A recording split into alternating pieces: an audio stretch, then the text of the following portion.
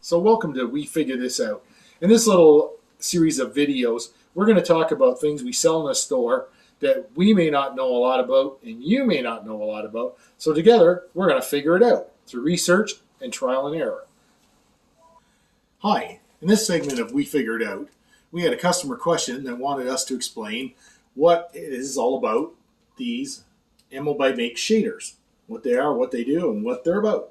So a little investigation, we found out. So a shader, as the name would imply, is something you can use to shade your models or figures. If you look carefully at the picture of the building, they show lining on it, subtle shades, streaking.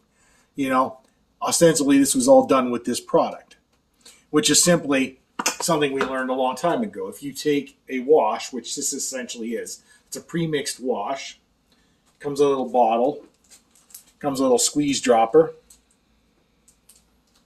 that you can put inside easily into your airbrush cup. This is airbrushable. It's meant to go right into your airbrush. So you just drop it in with the little dropper into your airbrush, and it comes in a bunch of neat colors like rusts and dirts and filths and grinds and all kinds of complementary colors for whatever you might be working on. So essentially, as I said, this is just another product that's made to make your life a little easier. It's a pre-mixed wash, ready to go, ready to drop into your airbrush. So the shader, being basically an airbrushed wash, can do one of two things. As I said earlier, it can emphasize lines and details. You can use it like on panel lines. If you like to do that for a more subtle effect than panel line washes or markers, you can use this and airbrush it carefully into each line. Makes a nice subtle effect, especially where there may be oil leakage involved or running stains and such. The other thing it does is it can act as a filter. Now, a filter is essentially just a wash that you airbrush and you spray it completely over a surface. They show you 3 examples of befores and afters.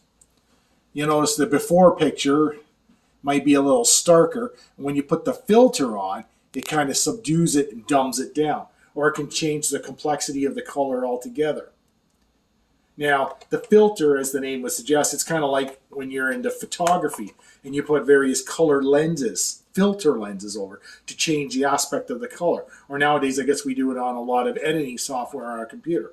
We put filters on things to make them darker or lighter, or emphasize or de-emphasize certain colors. So that's what these do when they're airbrushed onto the model.